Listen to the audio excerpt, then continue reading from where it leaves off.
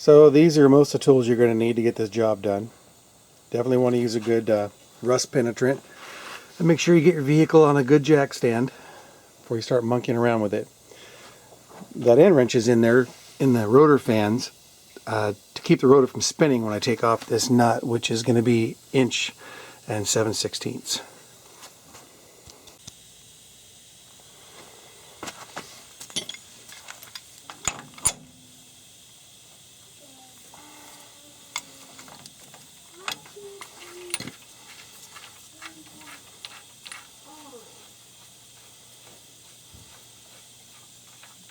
You didn't see it, but it took a pretty good sized breaker bar on top of this big wrench to get this thing to budge. Impact wrench wasn't going to do it.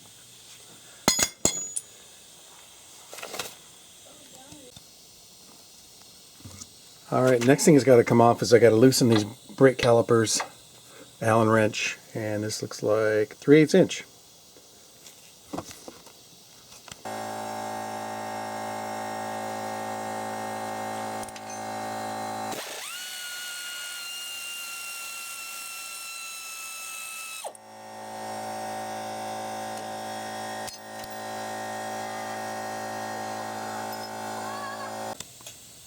So the C-clamp is used to compress the piston, make it easy to manipulate this thing. Let's see if that works.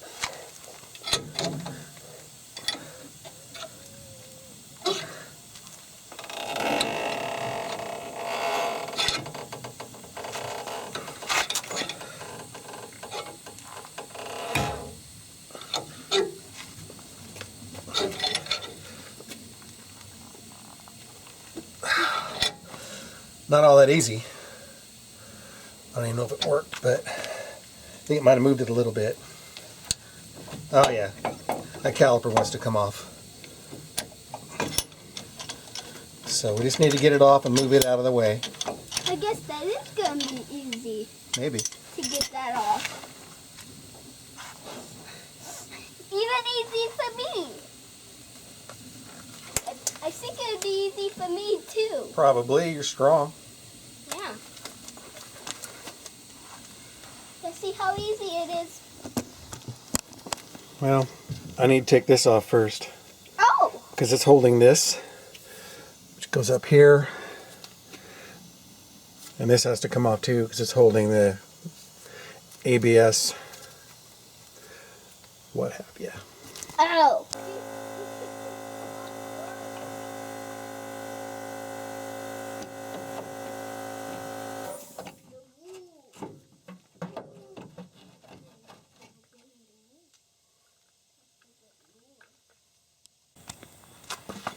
And then you just unclip your ABS line and it'll stay with your hub. Once you get the hub out, you'll have to remove all of this and reattach it to the new hub. I just released my parachutes.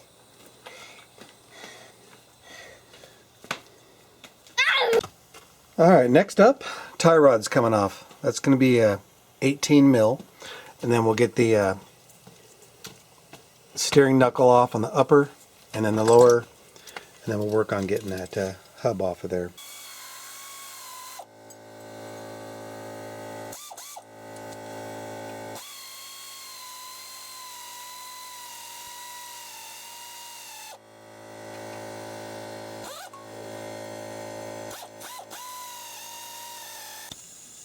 Alright, you may have noticed this tie rod nut was not coming off. It was just spinning and spinning and spinning.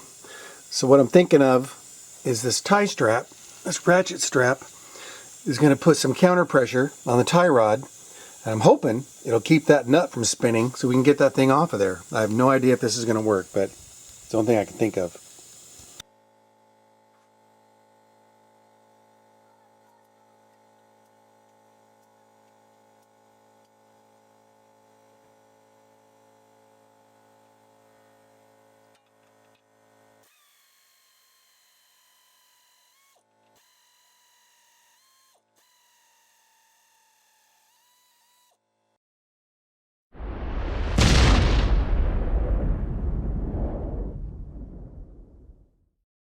So we are... So the fix here was to Yeah.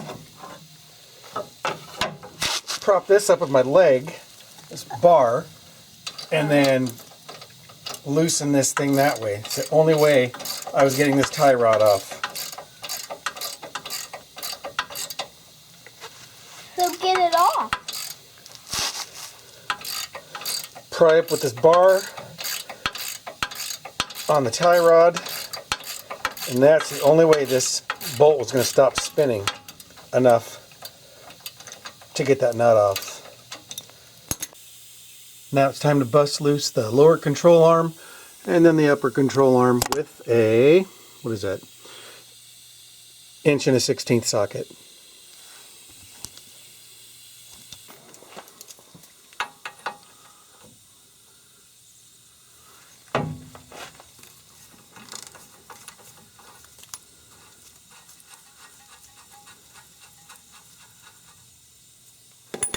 Alright, there's the bottom one. I didn't take it completely off, because when this thing drops, you want something to support it, and that's what that'll do. You know how you start off with an idea of what you might be needing in the way of tools for your job, and you lay them all out? Well, in the beginning of this video, I showed the tools I thought I'd be using. That list has grown. All these things here were used, although not all successfully, but man, it just goes to show you, you're going to need more than a set of sockets and a hammer. You're going to need to have a little bit of a tool collection. So to get this upper control arm nut off, I have to resort to this little mini breaker bar with the socket on it, because the ratchet wouldn't fit in there. So we'll see how this works. I think it's going to be alright. Alright, way to get this to drop down. Now remember, this bottom one's loose, so the thing should drop down a bit, but just give it a few hard hits, at least get the upper control arm to start moving. There it goes.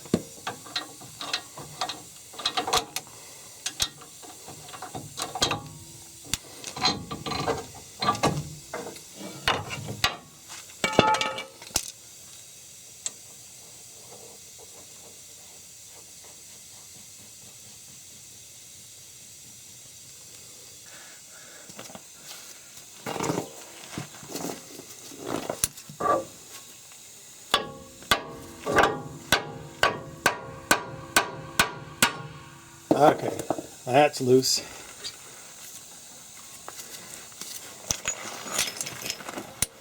Ish.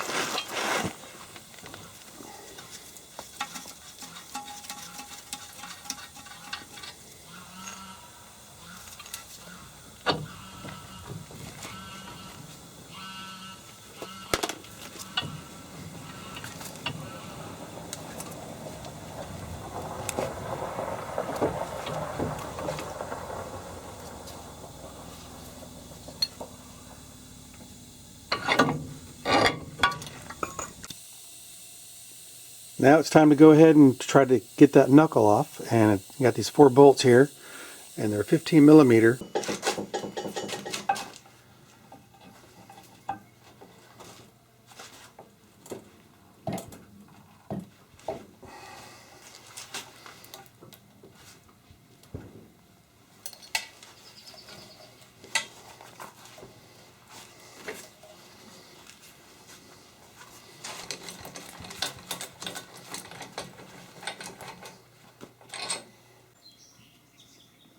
And once these 4 bolts are pulled out, then you can just take your steering knuckle off. If I can do it one-handed. There we go. And then remember where this plate goes. It goes a certain way. This is the ABS cable, and it kind of has a guide for it right here.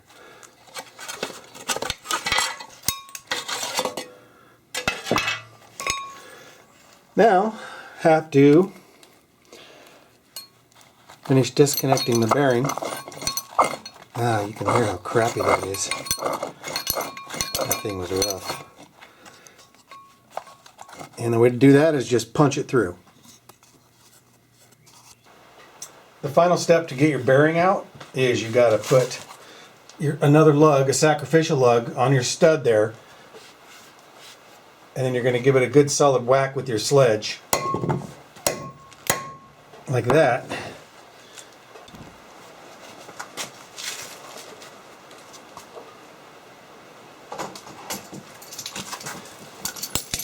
And then take your vice grips and get a hold of the back side of that.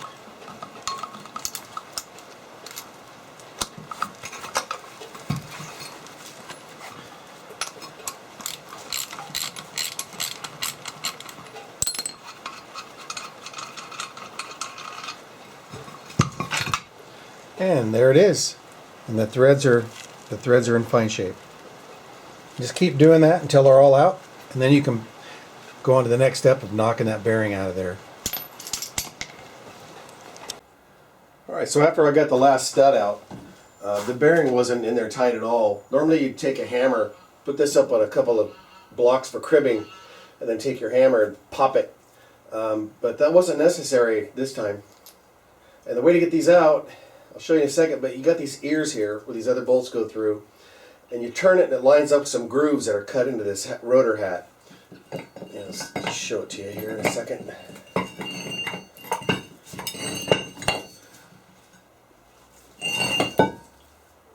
These grooves right here line up with these tabs here.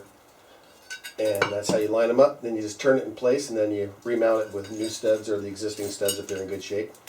But now it's time for cleanup.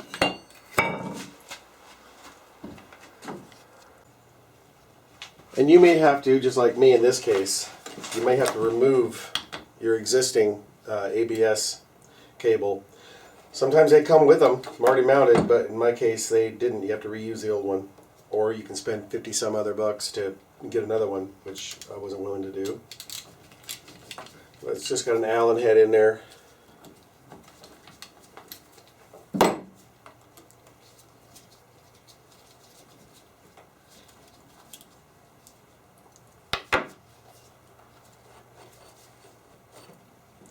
And it's just like a little socket that goes in there. But there's a metal contact in there, and that may be all that these have, is just a little metal contact. On this knuckle, it's got a rubber seal in there, and I'm going to hit that with some brake clean. It looks like a pretty good seal. Might not need to replace it at all, but definitely clean it up and see what you got to work with.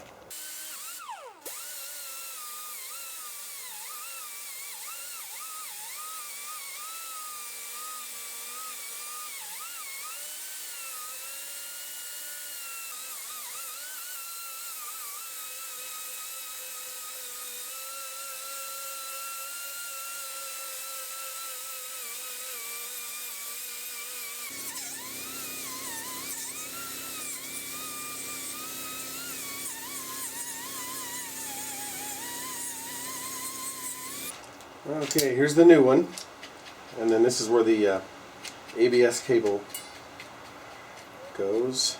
Pull out this seal here.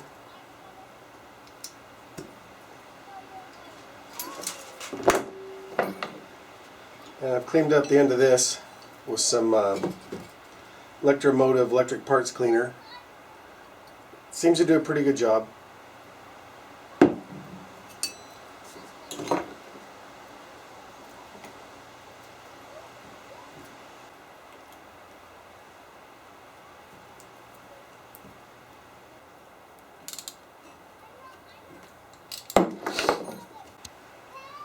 Before I start assembling this, what I like to use is this Loctite nickel anti-seize.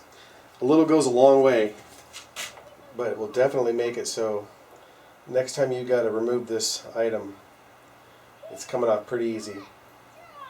Careful not to get it in the holes, just near the holes. Just put a real thin coat on,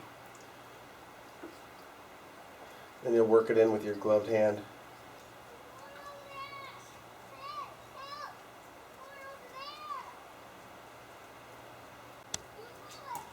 And you're going to put a little on your steering knuckle too.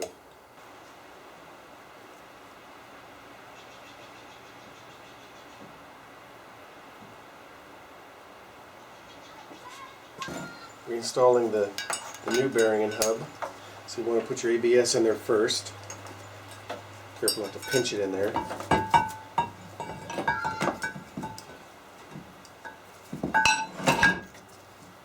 And then you turn it, line up your holes.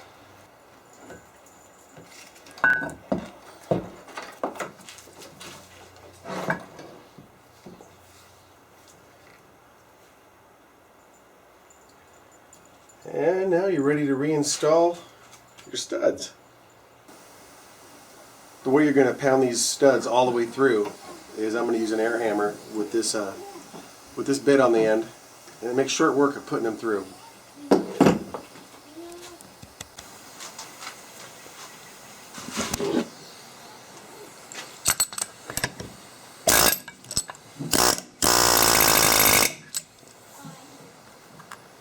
Yep, that's in.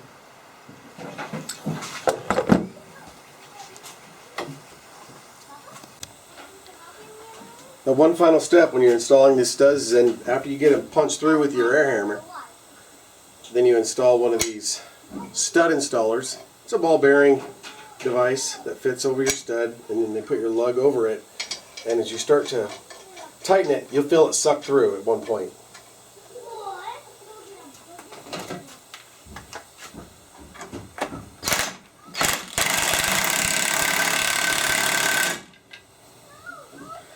Okay, definitely felt that.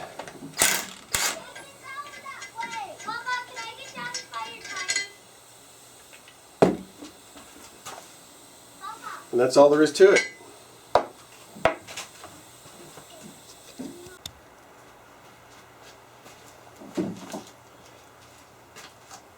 Alright, about ready to reinstall the bolts for the steering knuckle. Before I do that, I'm going to just hit them with some degreaser, making sure they're good and cleaned up. And then we'll set the shield in place, put the knuckle back on, and torque these things down to about 133 foot-pounds.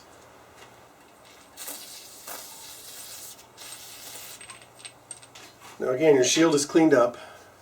You buffed it out, cut all the rust off of there. And then line this up to where this ABS cable goes through the shield like about this. This is where the top of the knuckle is going to be, and this comes off to the top. And before you put your knuckle back on, you want to give this a good lob of grease.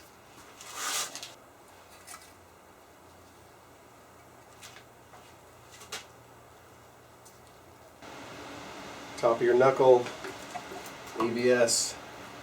And before you put the studs back in to the steering knuckle, you want to hit it with a little bit of, not a whole lot, just some Loctite, some of that blue Loctite. Since it's a suspension component, this is the safe thing to do.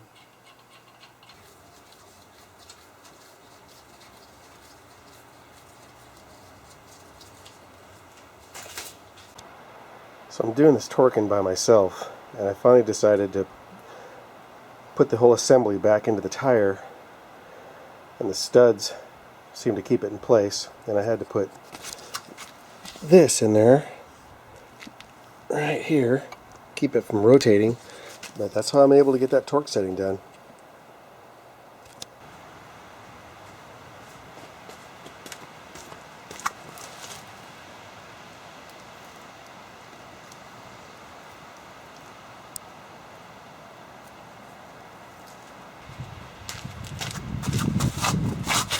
Alright, this is where it gets fun, all by yourself.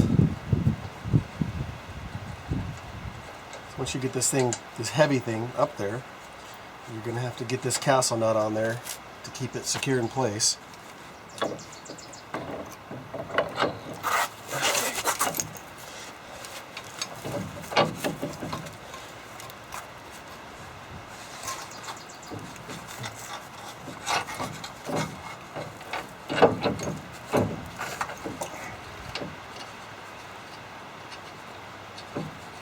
Did I mention it's heavy?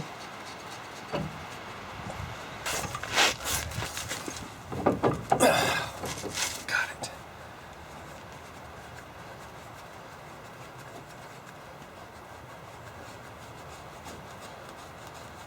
once you get the sweet spot, you want to tighten this lower ball joint up as tight as you can. Oh, come on, stay there. I don't know why, but it was kicking my butt. I ended up using this floor jack after I got the lower castle nut on the ball joint there and pumped up the control arm, and then I just shoved this down with my hand instead of using the pry bar and got that on. So I'm just going to tighten these castle nuts up as high as I can by hand before I use the torque wrench.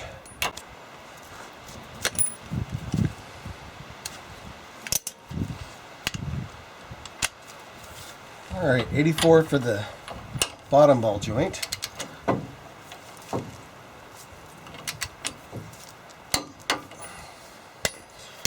And then the upper is 94. Alright, what I did was I just came at it at a weird angle and then just sort of banged it in. You might not be able to get the wrench back out, but that's why they make cutting torches. Just kidding. Alright, that's all torqued. Now is when you want to give this a good spin. Make sure it's free, no rubbing. Sometimes that shield can get bent after you take it off. Looks okay. Feels good, sounds good. Now just make sure you hook up your ABS stuff, the wiring harness. Make sure you got slack. But since this is the factory one, it's not an aftermarket, it should work. It should fit just like it did before.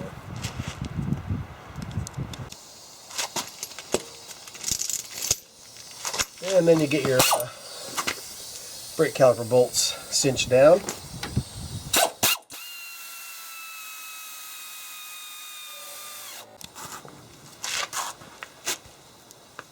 And put some Loctite on your wheel hub. I went and bought a new hub bolt. It was cheap and figured why not. Look at me.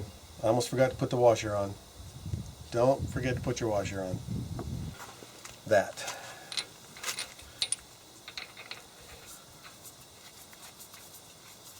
And we'll get it cinched down and then we'll go for torque.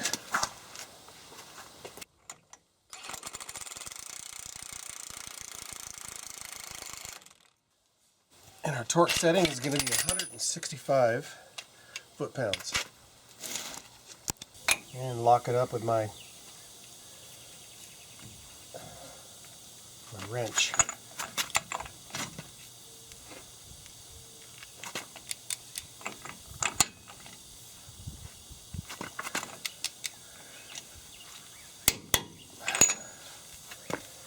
And there it is. Don't forget your wrench. Now when it comes to your cotter pins, if you've torqued it and your castle nut is blocking the hole, you can go ahead and tighten it. Just, you know, another quarter turn, whatever, so you can expose that hole. Alright, it's about to rain, so I'm going to try to finish this before it does. This is easy enough, just pops in.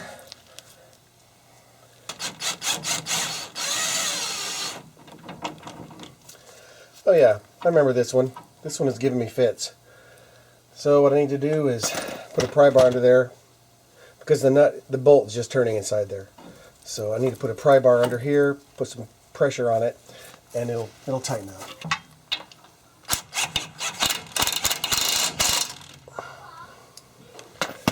Alright, then we'll get a torque on it. And again, the torque on that one was 35.